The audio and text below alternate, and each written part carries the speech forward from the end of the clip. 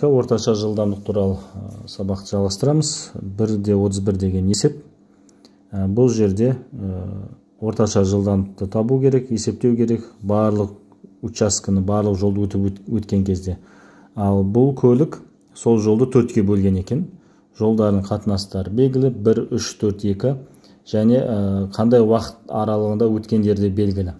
2, 4, 3, 1 деген. Осыны біз мұқият жазуға тырысайық. Бұл 4 түрлі жолды өткен, бөлікке бөлген деп есептесек болады. Бірінші бөлігін біз x деп алайық. Мысалы, бірінші бөлігі x болса, екінші бөлігі 3x болады. Мысалы, жобамен x-ті аздау сызайын. Мысалы, x болсын, бірінші бөлік, екінші бөлігі жобамен 3 есе көп. Суреттегі ұзындығы жобамен сызып жатырмын. Үшінші бөлігі 4 есе көп, өйткені 4x деп тұр бізде. Одан кейінгісі 2x. Жалпы қосқан кезде жүрген жолы x қосылған 3x, қосылған 4x, қосылған 2x, яғни 10x жол жүрген болып саналады. Енді бірінші бөлікті, x деген бөлікті, ол 2t деген уақытта өтті деп есептейміз. 2t деген. Екінші бөлікті, міне, мына жерде жазған 4t деген уақытта өткен. Үшінші бөлікті 3t деген, төртінші бөлікті t деген уақытта өтті деп есептейміз. Яғни бұның барлығы мына жерде берілген. Мынау жолдардың қатынасы бірінші x, одан кейін 3x, 4x, 2x. Одан кейін астында бұл уақыт туралы, міне, потребовались промежутки времени деп тұр. Осы жерден біз түсінеміз. Бұл уақыттың қатынасы. Бірінші бөлікті 2t деген уақытта өткен, екінші бөлікті 4t деген сияқты. Тағы да не белгілі бізде? На последнем участке скорость поезда дейді 80 км/сағат. Бұл белгілі. Соңғы участок міне суретте тұр. Ол 2x деген жол, t деген уақытта. Демек, бұл жердегі жылдамдық неге тең болады? Соңғы бөліктегі, соңғы участоктегі. Оның жылдамдығы, сол соңғы бөліктің жүрген жолы, ол яғни 2x. Бөлеміз ол кезде t деген уақытта өтті, бөлу t. Және осы тең болады екен 80-ге. Осы жерден біз 2 мен 80 қысқартса, x бөлінген t тең екен 40-қа екен. Осындай бір мәлімет, бір информация осындай бізде пайда болды. Бұны бір жерге алып қоямыз. Кейін бұл бізге пайдасы тиеді. Енді сұрақ негізінен барлық жолдағы жүріп өткен кездегі орташа жылдамдық. Ол білеміз, барлық жүрген жол, яғни ол x, b дейін, бөлеміз tb.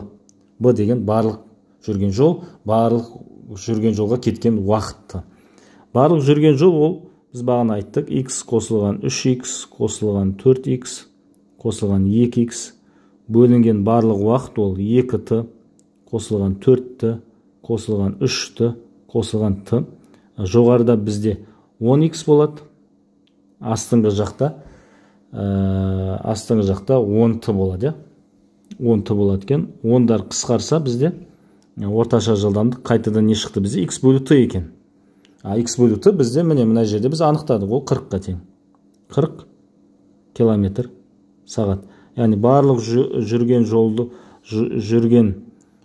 жолдағы орташа жылдамдық қайтадан 40 шығады екен.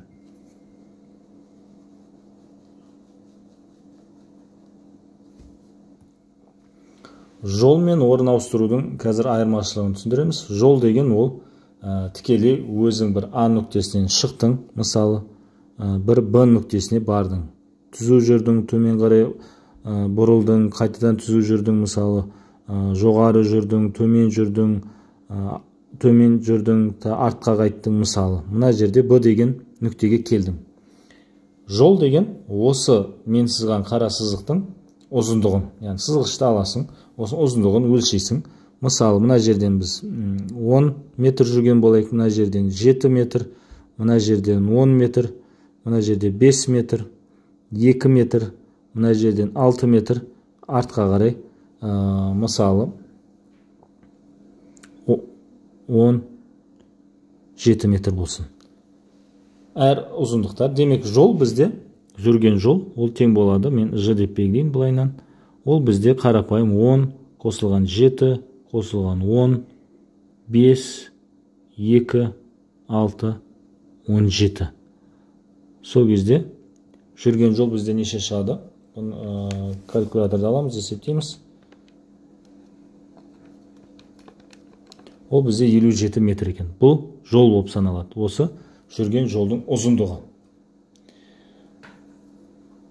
Ал орын ауыстыру болса, ол орын ауыстыру деген бастапқы нүкте мен соңғы нүктенің арасын қосатын түзу сызықтың ұзындығы. Мынау бағыты болады. Мынау бағыты, өткен адан бұға қозғалды ғой. Осы қызыл сызықтың ұзындығы сол бізде орын ауыстыру болып саналады. Орын ауыстыру болып саналады. Бұл жерде әрине сызғышты аласыз, өлшейсіз. Бірақ бұл жерде геометрияны қолданып, біз қазір оның ұзындығын анықтай аламыз. Бұл қызыл сызық негізінден мына тік бұрышты үш бұрыштың диагоналы. Мынау биіктігі дейік. Тік бұрыштың ол нешеге тең? Ол міне, мына жерге дейін 7 еді. Одан кейін 5 артқа барды. Мына жерде 2 қалды. 2 асқары 6. Мына екі сызықтың арасы бізде 8 метр. Енді мына ұзындық. Бұл енді логикалық тұрғыда есептелінеді. Мына үш бұрыштың астыңғы бөлігі. Қараңыздар, басында оңға қарай 10 метр, 10 метр, 2 метр, 12 метр жүрді. 22, 10, 20, 2 метр, 22 оңға қарай жүрді. 17 метр артқа келді. Демек, мына жер бізде қанша болады? 5. Енді мына қызыл сызық осы үш бұрыштың бір жағы 5, бір жағы 8, соның диагоналы. Оны қалай анықтаймыз? Пифагормен, осы орын ауыстыру болып саналады. Пифагор теоремасын қолданып, 8 квадрат қосамыз 5 квадрат. Осы жерде 64 қосылған 25. Осы жерден бізде неше шығады? 89. 89. Демек, түбір асты 89. Бізде ол жобамен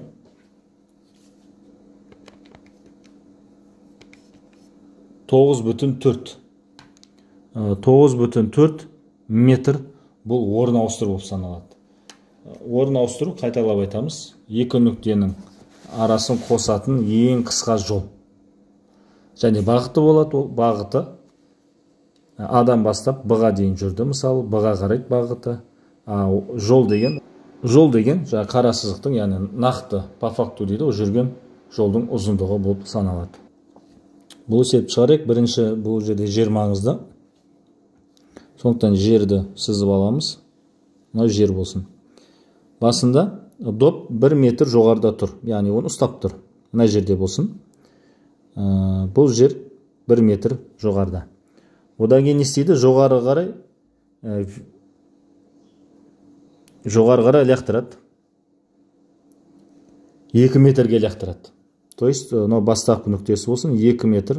Мына жерге, мына қашықтық бізде 2 метр. 2 метр жоғарыға лақтырады. Басында ол жердің бетінен 1 метр еді. Жоғарыға лақтырады, ол әрине тоқтайды, 2 метр көтеріледі. Общий ол 3 метр болады, жерден биіктігі. Сосын төменге қарай құлай бастайды. Сұрақ бізде жүрген жолмен орын ауыстыруды, перемещение анықтау керек. Жүрген жол деген ол басында жоғары көтерілді, 2 метр жүрді. Түсетін кезде обратно 2 метр мына жерге дейін келеді. Ары қарай өтіп кетеді, 1 метр жүріп жерге жетеді. Яғни жүрген жол ждик, ол басында 2 метр көтерілді, тоқтады. Обратно жерге дейін 3 метр бар, былайынша айтсақ. 3 метр жүреді, общий, демек ол 5 метр жол жүрді. Енді орын ауыстыру. Перемещение, ол бастапқы нүкте, ол мынау, соңғы нүкте мынау, осында келеді. Осы екі нүктені қосатын сызық бағыты әрине мынау болады. Өткен төмен қарай түсті ғой. Осы ара қашықтықты біз не дейміз? Перемещение, орын ауыстыру дейміз. Ол суретте көрініп тұр. Көк сызықтың ұзындығы ол 1 метр. 1 метр бағыты төмен қарайды, вертикальны төмен. Бұл жерде самолет, ұшақ жоғары қарай 400 метр жүреді дейді. Астынан бастайын, астынан жоғары қарай бұлай 400 метр. Одан кейін оңға қарай бұрылады, тағы да 300 метр жүрді дейді. Сұрақ бізде жүрген жолды және орын ауыстыру, перемещение. Жүрген жол қарапайым 400 километр жүрді, сосын 300 километр, жалпы 700 километр болады. 400 қосу 300, жауап бізде 700 километр. Енді орын ауыстыруға келейік. Орын ауыстыру біз білеміз, ол бастапқы нүкте мен соңғы нүктені қосатын ең қысқа жол. Және бағыты әрине былай болады, өйткені астынан басталып жоғары қарай кетті. Осының ұзындығын тапсақ, сол орын ауыстыру болып саналады. Ол бізде мынау үшбұрыш, тік бұрышты үшбұрыш, диагоналын суретте көріп отырсыздар, қара сызық, ол диагонал болып тұр. Бір жағы 400 километр, бір жағы 300 километр. Бұл әрине Пифагор теоремасымен шығарамыз. Диагоналдың квадраты тең болады 400 квадрат қосылған 300-дің квадраты.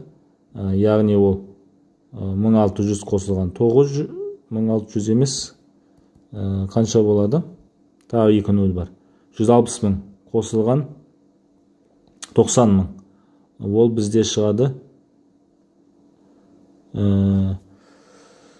250 мың шығады. Бұның түбірасын алатын болсақ, ол бізде 500 километр болады. Яғни 500 километр бұл бізде орын ауыстыру болып табылады. Бұл есепте бірінші біз әр нүктенің координатасын табу керек. Координата білесіздер, ол x, яғни горизонталь бойынша, және y вертикаль бойынша несі позициясы, орны. Былайша айтқан кезде А нүктесінен бастайық. А нүктесінен қарасаңыздар, А нүктесінің x орны ол 20. Y-дағы орны ол да 20. Демек біз былай жаза аламыз. А 20-да 20. Екеуі де оң таңба. Ал енді Б нүктесіне келейік. Б нүктесі, міне қараңыздар, x-і оның теріс сан минус 10-да тұр, а y-ы ол оң таңбалы 10 деген сан. Минус 10 ол x, 10 ол y. Енді С-ға келейік. С нүктесінің x орны ол міне 30. Бірінші x орны жазылады әрқашан. Y орны ол минус 10 екен. Дәл осылай D үшін x орны ол минус 10, y орны ол да минус 10 екен. Міне бұны координата деп атайды. Бірінші жақшаның ішіне x координатасы жазылады, екіншісі y координатасы жазылады. Енді А мен Б нүктесінің ара қашықтығын табу керек, есептеу керек. Ол бізде мынау, суретке сызсақ, дәл осы ара қашықтық. Ол дегеніміз не? Ол негізінен тік бұрышты үш бұрыштың диагоналы. Былай қарап отырсаңыздар, біз бірінші мына ара қашықтық табуымыз керек, одан кейін мына ара қашықтық есептесек, одан кейін диагоналын Пифагор теоремасын қолданып біз есептей аламыз. Ал енді осы үш бұрыштың биіктігі дейік, және горизонталь бағыттағы қашықтығы, оны қалай анықтаймыз? Ол былай болады. X А нүктесі, мысалы, азайтамыз X Б нүктесі. То есть Б нүктесінің X координатасынан азайтамыз А нүктесінің X координатасы. Дәл солай Y координатасы. А нүктесінің Y координатасынан азайтамыз Б нүктесінің Y координатасын. Сол кезде вертикаль және горизонталь бағыттағы, немесе X және Y деп бағытындағы ара қашықтықтарын анықтаймыз. Мысалы, X А минус XB ол бізде XA 20-ға тең, міне. XB ол минус 10-ға тең, сондықтан бізде ол 30 шығады. YA бізде міне 20-ға тең, YB ол 10-ға тең, азайту 10, және ол тең болады 10-ға. Демек, мынау X А мен Б-ның ара қашықтығы осы екі санның квадраттарын қосындысын және түбірасын аламыз. Яғни А және Б ара қашықтығы, ол Пифагор теоремасы бойынша мына жерде квадрат бар, ол 30 квадрат қосылған 10 квадрат, немесе 900 қосылған 100 мың шығады. Сонда А мен Б-ның ара қашықтығы ол түбірасты 1000, немесе 10 түбірасты 10 деп жазуға болады. Бұл А мен Б нүктесінің ара қашықтығы. Дәл осылай біз А мен С-ны да есептейміз. Мен басқа түс қолданайын. А мен С мынау, оның Y ара қашықтығы керек, және X ара қашықтығы керек. Оны да біз жаңағыдай X А минус С нүктесінің X-ін азайтамыз. Ол бізде XA бізде 20-ға тең, С нүктесінің X ол 30-ға тең, бізде шықты минус 10 шықты. Дәл осылай YA минус YS, ол YA бізде 20-ға тең, YS ол минус 10-ға тең, өзінің минус 10-ы бар, және ол бізде 30 шығады. Енді дәл жоғарыда есептегендей Пифагор теоремасы бойынша А мен С-ның ара қашықтығы ол түбірасты Мысалы, минус 10-ның квадраты қосамыз 30-ның квадраты. Қайтадан дәл сол жауап шығады бізде. 100 қосылған 900, түбір асты 1000 шығады, ол 10 түбір асты 10. Дәл осы жолмен біз қазір А мен Д-ны есептейміз, және Д мен С-ны есептейміз. А мен Д-ны есептейік. XA азайту XD, ол бізде 20 азайтылған минус 10. Сол кезде бізде 30 шығады. YA азайту YD, ол бізде 20 азайтылған азайту 10. Ол да бізде 30 шығады. Сол кезде А мен Д нүктесінің ара қашықтығы квадраты Пифагормен шығарамыз. Ол түбір асты 30-дің квадраты қосылған 30-дің квадраты, бізде ол 30 түбір асты 2 деген жауап шығады. Дәл осылай біз қазір X, D мен S-ның ара қашықтығын анықтаймыз. X, D азайту X, S дейміз. Ол бізде D-ның X-і минус 10-ға тең. Минус 10-ға тең. S-ның несі 30-ға тең X-і. Демек, ол бізде шығады минус 40 шықты. Y-ды азайту Y-сы. Ол бізде минус 10, азайтылған минус 10, бізде ол 0 шығады. Демек, D мен S нүктесінің ара қашықтығы ол түбір асты минус 40-дің квадраты қосылған 0-дің квадраты. Жауап бізде шығады 40-дің өзі шығады. Бұл сетте бізде теңдеу берілген, X-тің теңдеуі, және ол X тең 5 көбейту T. Және біз білеміз, X тең VT деген теңдеуге өте ұқсас ол. X тең VT деген теңдеуді біз қай кезде қолданатын едік? Тұрақты жылдамдық, бір қалыпты қозғалыс дейміз. Демек, T-ның алдындағы сан, ол негізде жылдамдықты береді. Осы жерден біз нені түсінеміз? Бұл бір қалыпты қозғалыс, және жылдамдық тең болады 5 метр секунд. Екенін түсінеміз. Бұл логикалық есеп. Өйткені X тең VT деген теңдеуді бір қалыпты кезде қолдана аламыз. Демек, жылдамдық 5, және ол бір қалыпты жылдамдық өзгермейді.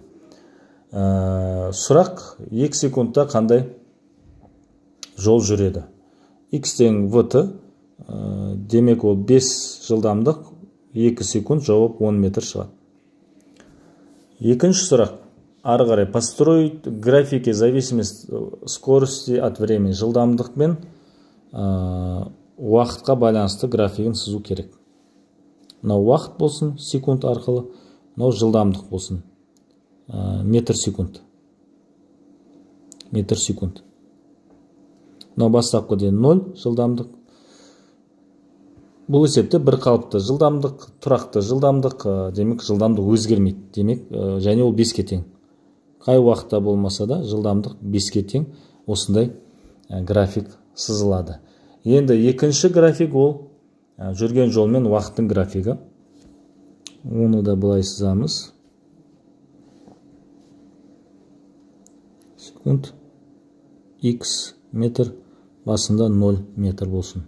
Негізінде график сызу үшін таблица сызған, кесте сызған жақсы. Мысалы, басында 0 секундта, X 0 секундта ол 0 болады. 5 көбейту 0, 0 шығады. 1 секундтан кейін 5 көбейту 1, 5 шығады. 2 секундтан кейінгі жолы ол 5 көбейту 2, 10 болады. Осылай біз кесте сызғанымыз жөн. 5 көбейту 3, 15, 4 секундта 5 көбейту 4, 20 дегендей. Сосын нүктелер қойып шығамыз. 0 секундта 0 метр, мына жер 1 секунд болсын, 2, 3, мысалы 4. 1 секундта ол 5 метр, 2 секундта 10 метр, 3 секундта 15 метр, 4 секундта 20 метр. Демек, осы нүктелерді қосқан кезде осы бізде график болып шығады. Жүрген жолмен уақыттың графигі дәл осындай түзу сызық. Қисық орналасқан, бірақ түзу сызық сызылу керек. Бұл есепті аналитикалық түрде шығару өте қарапайым. Екі нүкте бар, екеуінің қозғалыс теңдеулері берілген. Әрине, кездескен кезде, демек екеуі бір нүктеде болу керек. Яғни координаталар бірдей болу керек. Ол не деген сөз? X1 бұл жерде X2 бұл координаталар. Демек, X1 мен X2 теңесу керек. Бұл теңдеуді шығарамыз. 10 қосылған 2T тең болады 4 қосылған 5T. 10 азайтылған 4, мына жақта 5t азайту 2t болады, 6 тең болады 3t, t тең болады 2, яғни 2 секундтан кейін бұлар кездеседі. Енді график арқылы шығарайық. График арқылы шығару үшін бірінші біз кестемізді сызып алайық. x1 үшін бірінші кестемізді бұлай сызып алайық.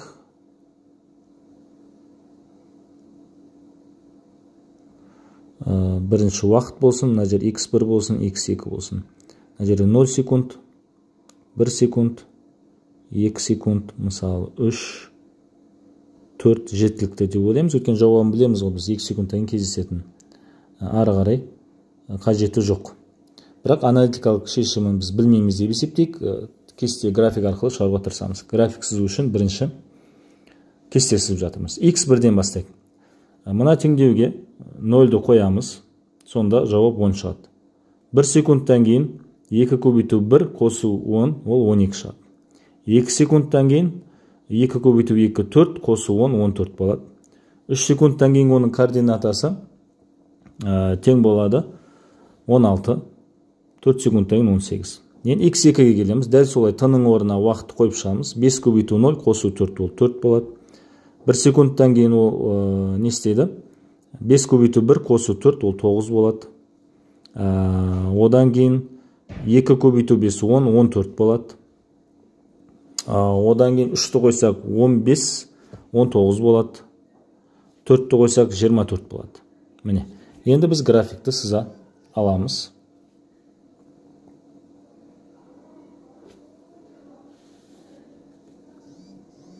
X t болсын.